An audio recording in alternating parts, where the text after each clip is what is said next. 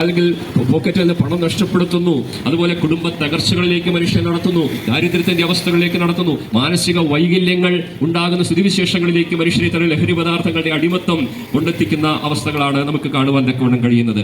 എന്നാൽ യഥാർത്ഥത്തിൽ വ്യക്തമായ ജീവിത വീക്ഷണത്തിന്റെ അഭാവം മനുഷ്യനെ കടന്നുപിടിക്കുകയാണ്.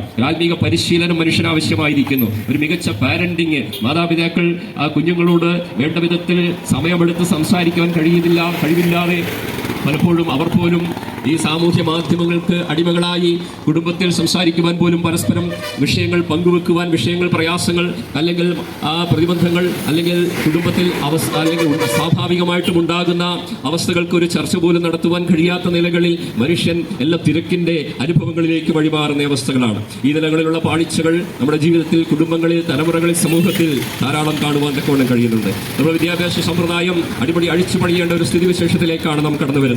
മൂല്യാധിഷ്ഠിത വിദ്യാഭ്യാസത്തിന്റെ കുറവ് നമുക്ക് കാണുവാൻ തക്കവണ്ണം കഴിയുന്നു. മാധ്യമ വിദ്യാഭ്യാസം യഥാർത്ഥത്തിൽ നമുക്ക് ആവശ്യമായിരിക്കുന്നു. മാനസികാരോഗ്യ പഠനങ്ങൾ നമുക്ക് അടിസ്ഥാനപരമായി അനിവാര്യമായിരിക്കുന്നു. ഒരു യഥാർത്ഥ ലൈംഗിക വിദ്യാഭ്യാസം സംബന്ധിച്ചുള്ള അവബോധം നമ്മുടെ യുവതകളിൽ അടിസ്ഥാനപരമായിട്ട് ആവശ്യമായിരിക്കുന്നു. ഇതൊക്കെ നമ്മുടെ വിദ്യാഭ്യാസത്തിന്റെ പാഠ്യ പദ്ധതിയുടെ ഭാഗമാക്കി നാം മാറ്റപ്പെടേണ്ട അവസ്ഥകൾ നമുക്ക് വളരെയധികം അനിവാര്യമാണെന്ന് ഈ കാലഘട്ടത്തിലെ സംഭവങ്ങൾ നമ്മെ വിളിച്ചറിയിക്കുകയാണ്. വീടുകളിൽ കുഞ്ഞുങ്ങൾക്ക് സ്നേഹം ലഭിക്കാത്ത അവസ്ഥകൾ, ചെറുപ്പക്കാരെ ഒന്നിച്ചു നിർത്തുവാൻ കഴിയാത്ത വികലമായ ജീവിത അനുഭവങ്ങളിലേക്ക് മനുഷ്യൻ പോകുകയാണ്. നല്ല സൗഹൃദങ്ങൾ മനുഷ്യൻ ലഭിക്കാത്ത അവസ്ഥകളുണ്ട്. എല്ലാവരും ഈ പറയുന്നത് പോലെ ഏകാന്തതയുടെ, സോഷ്യൽ മീഡിയയുടെ ഒക്കെ തടവറയിൽ പെട്ട് ഏകാന്തതയുടെ അനുഭവത്തിൽ അവർ അന്തർമുഖരായിട്ട് മനുഷ്യരോട് സംസാരിക്കുവാൻ കഴിയാതെ എങ്ങനെ ഒരു വ്യക്തിയോട് സംസാരിക്കണം, ഇടപെടണം, സമൂഹത്തിൽ എങ്ങനെ പെരുമാറണം എന്നുള്ള അടിസ്ഥാനപരമായ കാര്യങ്ങൾ പോലും മനുഷ്യന് ലഭ്യമാകാത്ത നിലകളിൽ മനുഷ്യൻ അകത്തേക്ക് ഉൾവലിയുന്ന ഒരവസ്ഥാവിശേഷം നമുക്ക് കാണുവാൻ തക്കവണ്ണം കഴിയും. എന്നാൽ യഥാർത്ഥത്തിൽ എന്താണ് ആവശ്യമായിരിക്കുന്നത്? ആന്തരികമായൊരു മാറ്റമാണ് മനുഷ്യന് ആവശ്യമായിരിക്കുന്നത്. ആന്തരികമായൊരു പരിവർത്തനമാണ് മനുഷ്യന് ആവശ്യമായിരിക്കുന്നത്.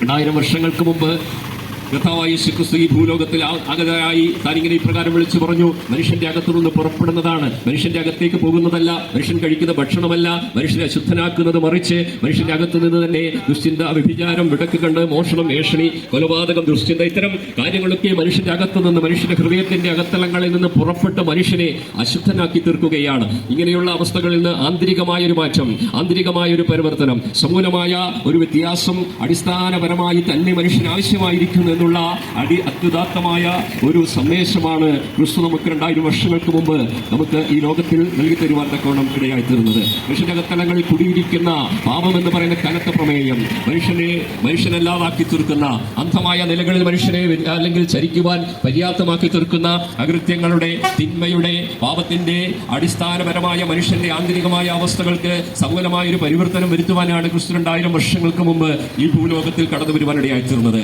എന്താണ് പാപം എന്ന് പറയുന്നത്? ദൈവസന്നിധി വിട്ട് ലക്ഷ്യം തെറ്റിയ മനുഷ്യന്റെ കടിഞ്ഞാണില്ലാത്ത ദൈവാതീതമായ പ്രവൃത്തിയുടെ ഏകീകരിച്ച ഏകപദമാണ് പാപം എന്ന് പറയുന്നത്. ആ പാപത്തിൽ നിന്ന് പൂർണ്ണമായ മോചനം മനുഷ്യൻ പ്രാപിക്കുന്നിടത്താണ് യഥാർത്ഥത്തിലുള്ള സ്വാതന്ത്ര്യം മനുഷ്യന് പ്രാപിക്കുവാൻ തക്കവണ്ണം കഴിയുന്നത്. ശാസ്ത്രത്തിന് കഴിയാത്തത്, പ്രത്യേക ശാസ്ത്രങ്ങൾക്ക് കഴിയാത്തത്, സമ്പത്തിന് സാധ്യമല്ലാത്തത്, മതങ്ങൾക്ക് സാധ്യമല്ലാത്തത്, മതമേലാളന്മാർക്ക് സാധ്യമല്ലാത്തത്, രാഷ്ട്രീയ പാർട്ടികൾക്ക് സാധ്യമല്ലാത്തത്, സാമൂഹിക പരിഷ്കർത്താക്കളെ കൊണ്ട് സാധ്യമാകാത്തത്, അതുപോലെ ഉരുക്ക് പല്ലുകൊണ്ട് ഉലകം ചവച്ചരച്ച യുഗപ്രഭാവന്മാരായ അനേക പ്രത്യേക ശാസ്ത്രങ്ങൾക്കും അനേക ശാസ്ത്രപടുക്കൾക്കും ഒരിക്കലും സാധിച്ചിട്ടില്ലാത്ത വ്യത്യാസം മനുഷ്യനെ അടിസ്ഥാനപരമായ സമൂലമായ മാറ്റം വരുത്തുവാൻ തക്കവണ്ണം കഴിയുന്ന ആ യഥാർത്ഥ സന്ദേശം ക്രിസ്തുവിലൂടെ നമുക്ക് കൃത്യതയോടുകൂടി കാണുവാൻ തക്കവണ്ണം കഴിയുവാൻ തക്കവണ്ണം. സ്വാതന്ത്ര്യത്തിന്റെ, അസ്വാതന്ത്ര്യത്തിന്റെ ചങ്ങലകളിൽ കിടക്കുന്ന പതിതനായ മനുഷ്യനെ സർവ്വസ്വാതന്ത്ര്യത്തിന്റെ ഉത്തുംഗ ശ്രേണിയിലേക്ക് കൈപിടിച്ചുയർത്തുന്ന അനുഗ്രഹീതമായ സന്ദേശമാണ് സുവിശേഷം. അത് നരഭോജികളെ നരസ്നേഹികളാക്കി മാറ്റിയിട്ടുള്ളതാണ്. അതാണ് സുവിശേഷം എന്ന് പറയുന്നത്. സകല മാനവജാതിക്കുമുള്ളതാണ്. 2000 വർഷങ്ങൾ സ്ത്രീ ഭൂമിയിൽ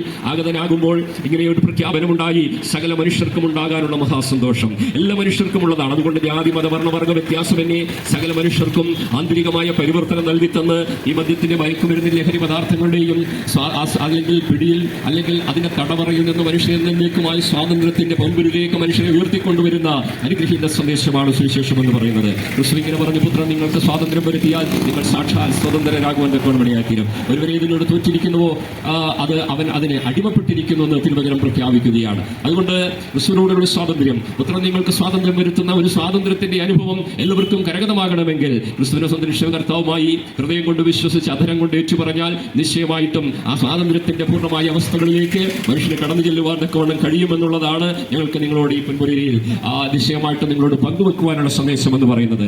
അതുകൊണ്ട് ഈ അണ്ടകടാഹങ്ങളെ സൃഷ്ടിച്ച ആകാശത്തെ വിരിച്ചാഴിക്ക് പഞ്ചസാര മണൽ കൊണ്ട് അതിന് നിശ്ചയിച്ച് ഇരിക്കുന്നവനും ഇരുന്നവനും വരുന്നവനും അൽഫയും ഒമേഗയും ഒന്നാമത്തവനും ഒടുക്കത്തവനും ഭൂരാജാക്കന്മാർക്ക് അധിപതിയായ നിത്യനിയമത്തിന്റെ രക്തത്തിൽ ആടുകൾക്ക് വേണ്ടി തന്നെ ജീവനെ കൊടുത്ത വലിയടരായ കർത്താവായ യേശുക്രിസ്തുവിലൂടെ ലഭ്യമാകുന്ന അനുഗ്രഹീതമായ സ്വാതന്ത്ര്യം എല്ലാവർക്കും കൈവരട്ടെ എന്ന് ആത്മാർത്ഥമായിട്ട് ആശംസിച്ചുകൊണ്ട് ഞങ്ങളുടെ സന്ദേശത്തിന്റെ സാരാംശം ഇങ്ങനെ സ്വാംശീകരിക്കുന്നു. മറ്റൊരുത്തരിലും മറ്റെവിടെയും മറ്റെങ്ങും രക്ഷയില്ലാതെ അപേക്ഷിക്കപ്പെടുവാൻ ആകാശത്തിന്റെ കീഴിൽ മനുഷ്യനെ നൽകപ്പെട്ട യേശുക്രിസ്തു നാമമല്ലാതെ സർവ്വ സ്വാതന്ത്ര്യത്തിന് ഇതര നാമങ്ങളില്ലാന്ന് അടിവരയിട്ട് ഉച്ചസ്ഥിരം പ്രഖ്യാപിച്ചുകൊണ്ട് ഇവരെ ഞങ്ങളെ ശ്രദ്ധിച്ച എല്ലാവർക്കും അകമഴിഞ്ഞ നന്ദി അർപ്പിച്ചുകൊണ്ട് വാക്കുകൾക്ക് വിരാമം കുറിക്കുന്നു. സർവശക്തൻ സകലരെയും